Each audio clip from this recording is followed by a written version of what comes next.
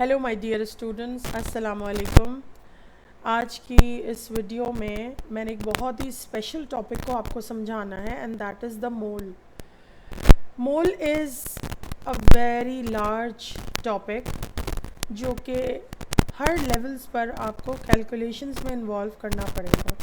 मोल क्या है, मोल को समझना कैसे है, हम कैलकुलेशंस में कहाँ पर इसका फ़ायदा उठाएंगे, और जितनी भी कैलकुलेशंस आपके ओ लेवल केमिस्ट्री पेपर में 35% मौजूद होती हैं वो ऑलमोस्ट कहीं ना कहीं से इस टॉपिक से रिलेटेड होती हैं। So let's explore what a mole is. इस वीडियो को पूरा वॉच करना है और इस वीडियो के बाद आने वाली मज़ीद वीडियोस को इसके साथ लिंक करना है ताकि वो 35% मैक्स आपके बिल्कुल अश्योर हो सकें। So let us begin with the name of God. I am going to explain what a mole is. We will be needing very few definitions to understand the exact meaning of mole. So मोल क्या है, सबसे पहले हम एक बार quick सा revision करते हैं कि रिलेटिव एटॉमिक मास क्या है। Atomic mass means the mass और the amount of matter which is present in atom. Atom क्या है? यूनिट ऑफ एनी सब्सटेंस और एनी केमिकल।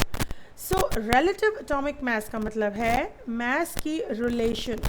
अब किससे रिलेशन लेनी है, अब इसको डिटेल में पढ़ते हैं कि the relative atomic mass of an atom is the average mass of one atom of that element as compared to 1/12 of the mass of one atom of carbon.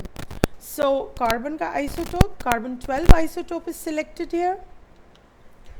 यानी कि किसी भी एलिमेंट के एक एटम के अंदर कितना मास मौजूद है ये हम कंपेयर करेंगे कार्बन 12 के एटम के 1/12 पीस के साथ। सपोज एक कार्बन एटम जिसका मास 12 है उसके हम 1/12 को एक यूनिट समझेंगे और उस एक 1/12 हिस्से का मास कंपेयर किया जाएगा किसी भी एटम के साथ, तभी इस मास के साथ हमने लिखा है रिलेटिव एटॉमिक मास। अगर ये बात आपको अभी भी समझ में नहीं आई तो जस्ट डेफिनेशन की हद तक इसको लर्न कीजिए and come to the next slide. You see, we know the matter around us is in element form or maybe in its compound form and liquid and solid and gases, all physical states are observed. So in तमाम physical states में जब हम matter की बात करते हैं तो atom is a unit और उस एटम के अंदर कितना मास मौजूद है, here we are going to compare that amount in relation to carbon 12 isotope. अच्छा, अब यहाँ पर एक डायग्राम आपको शायद मज़ीद कुछ समझा सके कि this carbon 12 unit, this carbon 12 is taken as a standard और बाकी तमाम एलिमेंट्स का जो मास है वो कार्बन के 1/12 के साथ कंपेयर किया जा रहा है। यानी हाइड्रोजन का एक एटम के अंदर जितना मास मौजूद है वो कार्बन के एग्जैक्टली 1/12 के बराबर है, इसीलिए हमने हाइड्रोजन का मास लिया है 1. Now we see the mass, relative atomic mass of oxygen is given 16 because 1/12 pieces of carbon, 16 1/12 pieces of carbon मास जितना मौजूद होगा उतना एक ऑक्सीजन के एटम में मौजूद होगा। इसी तरह ऑक्सीजन का मास 24 है, यानी 24 1/12 यूनिट्स में जितना मास होगा ना ऑफ कार्बन एटम उतना आपका एक मैग्नीशियम के एटम में होगा। इसी तरह से अगर आप समझते रहेंगे तो पूरे पीरियोडिक टेबल में ये जो एटॉमिक वैल्यूज़ लिखी हुई हैं इसमें एटॉमिक मासेस का मतलब आप समझ जाएंगे कि every element is compare to carbon 12 part in respect of the masses. So this is the value which is assigned to every element's single atom, but relative atomic mass has no unit because ये carbon के साथ comparison में आ रहा है. अगर आप carbon के मास को ग्राम में शो करेंगे तो आप दूसरे एलिमेंट के मास को भी ग्राम में शो करेंगे. अगर वहाँ आप माइक्रोग्राम में यूज़ करेंगे कार्बन के लिए तो फिर in relation to carbon the mass will be taken in the same unit. Otherwise it seems a normal digit. Periodic table को use करना आपको आना चाहिए. You see the mass of the relative atomic mass of hydrogen is 1.008. You see the sodium has got the relative atomic mass 22.990. That's almost round to 23. Similarly, this boron relative atomic mass, aluminum relative atomic mass, and each element is given its relative atomic mass, but again the standard is carbon 12 isotope. Okay, now we move on to understand the second very important definition or concept, that's relative molecular mass. ये समझने के लिए सबसे पहले तो ये revise करें जल्दी जल्दी कि मॉलिक्यूल क्या होता है. जब एटम्स आपस में रिएक्ट करते हैं और वो जुड़ जाते हैं, यानी वो केमिकल बॉन्ड बना लेते हैं, तो वो एक मॉलिक्यूल बनाते हैं. दे आर ऑल अटैच्ड, यानी this is a single body which consist of 2 or more than 2 atoms. So इस मॉलिक्यूल का मास इन तमाम एटम्स के मास का 3rd times होगा. So relative molecular mass will be the average mass of one molecule of that element or compound compared to one mass of one carbon 12 isotope. Again the definition is same. Standard हमारे पास carbon ही है, मगर यहाँ पर हम molecule का मास compare कर रहे हैं to the 1/12 mass of carbon. Okay, the next is relative formula mass. आपको पता है कि जो कंपाउंड्स होते हैं वो 2 तरह के होते हैं. कंपाउंड है elements chemically combined, and compound can be total molecular यानी हैविंग कोवलेंट बॉन्ड्स, और compound can be ionic means which consist of ions. So अगर मॉलिक्यूलर कंपाउंड है तो इसका जो रिलेटिव मास बनेगा वो आपका MR बनेगा, उसको रिलेटिव मॉलिक्यूलर मास बोलेंगे. मगर जब आयनिक कंपाउंड्स की बात हो रही होगी तो यहाँ पर हम फॉर्मूला मास से काम चलाएंगे. Formula mass means the simplest rate of ions are making up the chemical formula और the formula unit to represent ionic compounds, और उसमें जितना मास मौजूद है विद वो कहलाएगा formula mass. Okay, now we see in this slide. अच्छा, आपको पीरियोडिक टेबल से रिलेटिव एटॉमिक मास निकालना आ गया है, और रिलेटिव एटॉमिक मास हम जो यूनिट यूज करते हैं that is AR. These ARs are given in the table form and we are going to use them. Suppose हमको example मिला है that's CH4. Now you see the chemical formula will tell us the composition of this compound. This is a molecular compound, so we are going to work out for the MR or the relative molecular mass. कैसे calculate करना है? You see how many atoms of carbon are there?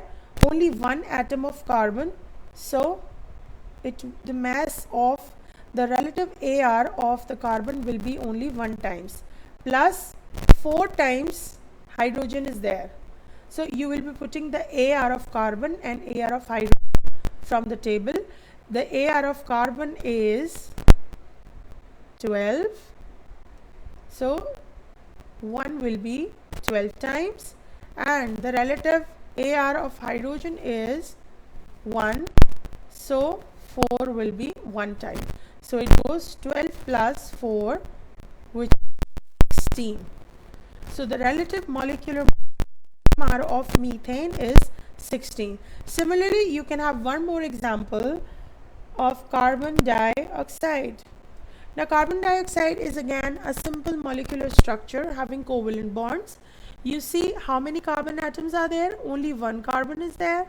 And how many oxygens? This number 2 means 2 oxygen atoms are there.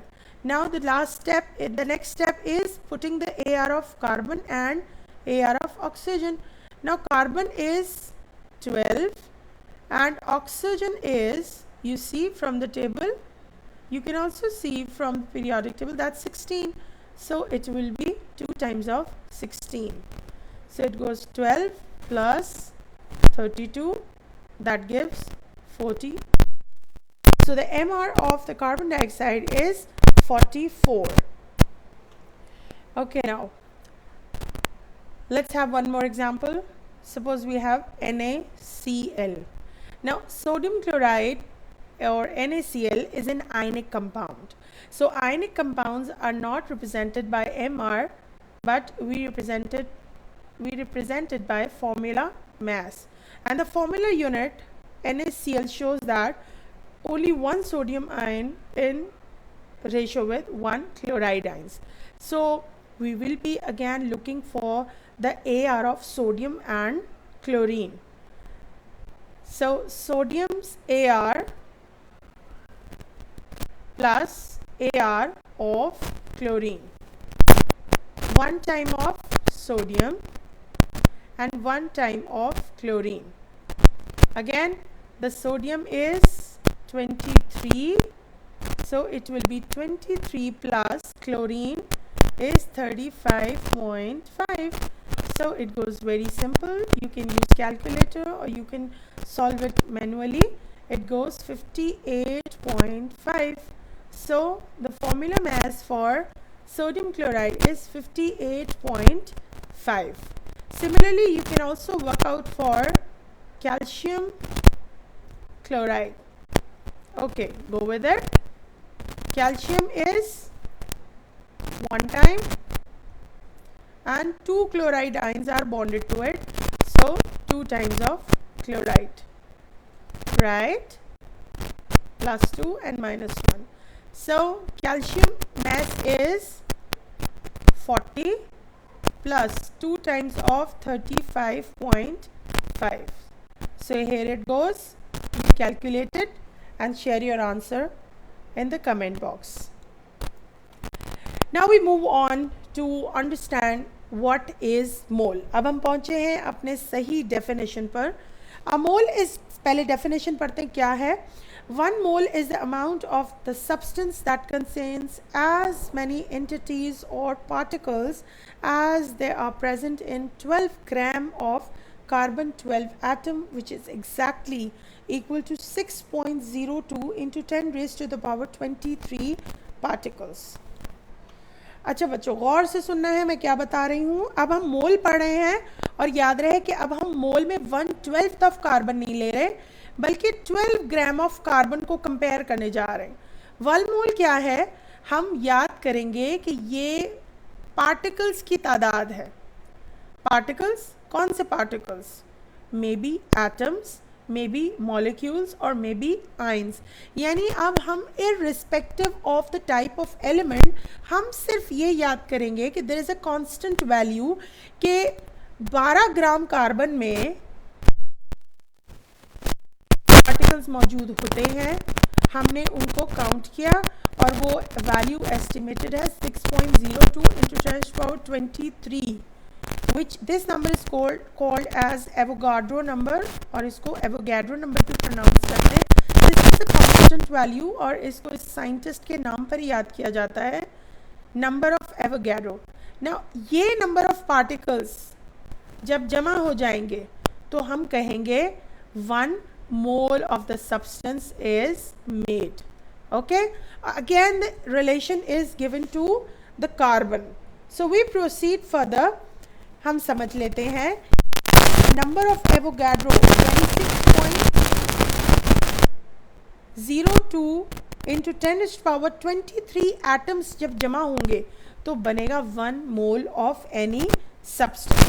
Again look, there are so many chemicals available. कुछ solid form में है, कुछ liquid form में है, कुछ pure form में है, कुछ एलिमेंटल फॉर्म में है, कुछ कंपाउंड फॉर्म में है, और हमें उनकी कंपोजिशन पता कैसे लगती है, उनके अंदर नंबर ऑफ पार्टिकल्स क्या है, उनकी मिकदार क्या है, उनके अंदर कितना अमाउंट ऑफ मैटर है, ये चीज़ हमें मोल डिफाइन करता है।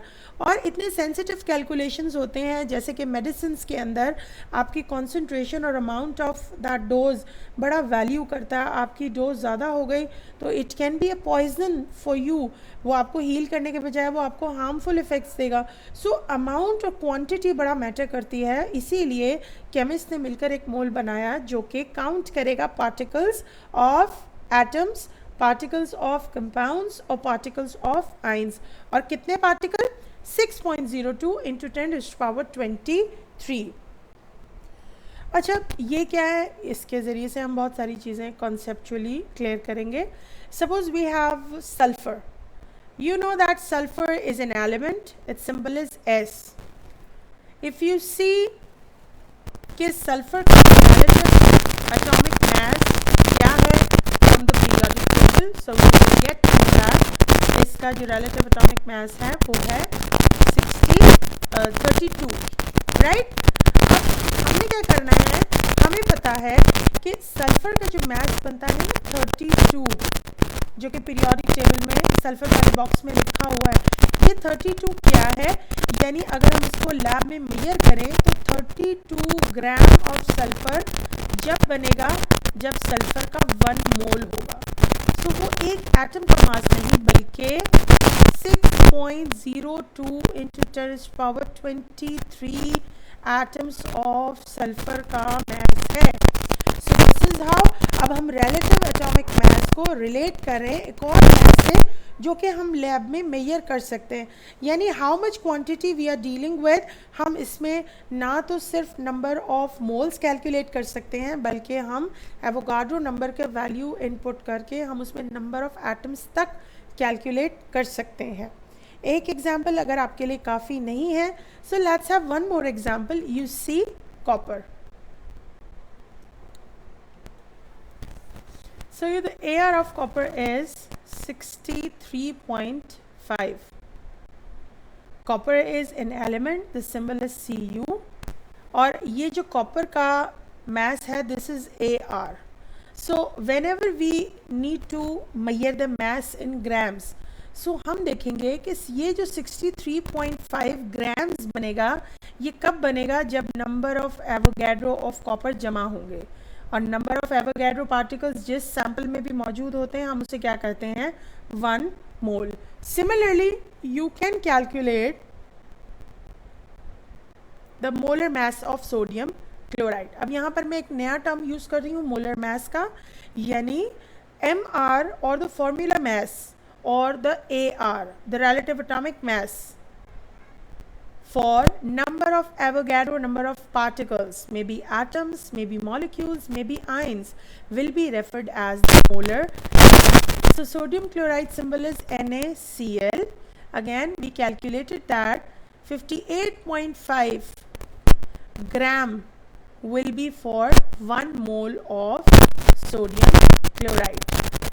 Similarly you can calculate the molar mass for copper sulfate, sucrose and mercuric oxide. Okay, this is your time now. You should be using the periodic table to calculate all these molar masses. Again we are summing up again. आज हमने क्या सीखा? हमने सीखा कि मोल क्या है। मोल is the SI unit in System International to represent the amount of substance.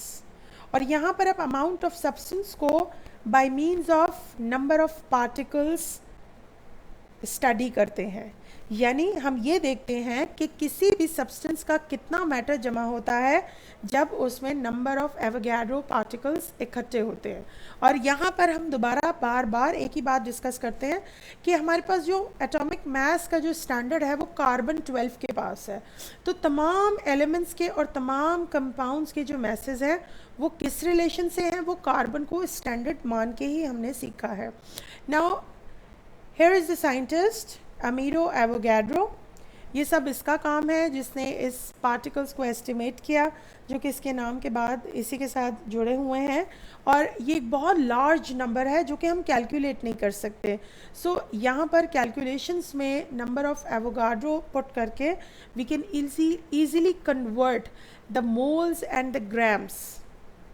I will be sharing few more videos on the mole calculation based topics, जिसमें आप देखेंगे कि बार बार हम मोल का फॉर्मूला और एवोगाड्रो फार्मूला यूज़ करते हैं, ये नंबर को हम इस्तेमाल करते हैं ताकि हम कन्वर्ट कर सकें grams of mass in relation to number of particles. Here I am with you few important formulas, इनको आप देख लीजिए। just pause the video here and see what formulas are there जो कि हम इस्तेमाल करने वाले हैं। इनको लर्न नहीं करना, just observe what is written, फिर हम इनको बार बार यूज़ करेंगे तो ये खुद ही आपको याद हो जाएंगे। this formula number 1 shows that number of moles is equal to the weight of the substance divided by atomic weight or molecular weight। ये सबसे काम का फॉर्मूला है। तमाम कैलकुलेशंस जो आपके पेपर में आते हैं, जहाँ भी कहीं मोल्स इन्वॉल्व हैं, वहाँ पर ये ही आपका फॉर्मूला इस्तेमाल होना है। That says number of moles is equals to mass in grams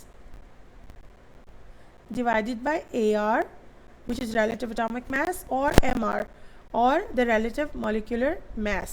Okay, and there's another formula which is used many times, that अगर हमें number of moles में particles मालूम करने हैं या particles से moles मालूम करने हैं, तब हम formula number 2 इस्तेमाल करें। इसकी आसान शक्ल में आपको यहाँ लिख देती हूँ कि we can know the number of particles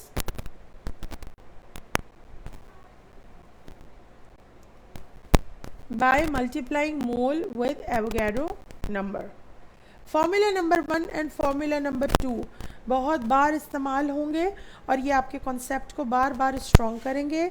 video देखने का बहुत बहुत शुक्रिया। आप इसी तरह वीडियोस वॉच करते रहें ताकि मैं आपको और ज़्यादा कॉन्सेप्ट्स दे सकूं, बिकॉज अभी हमारे पास फिर भी टाइम है। एग्ज़ाम्स के दिनों में हम सिर्फ रिविजन कर रहे होते हैं। सो इस वक्त हम डिटेल्ड वीडियो से ये समझ सकते हैं कि एक को आसान कैसे बनाना है और वो कौन सी ऐसी बातें, कौन सी ऐसी टिप्स हैं जो स्टूडेंट समझ ले तो उसके लिए वो 35% मैथ्स स्कोर करना बहुत आसान हो जाता है।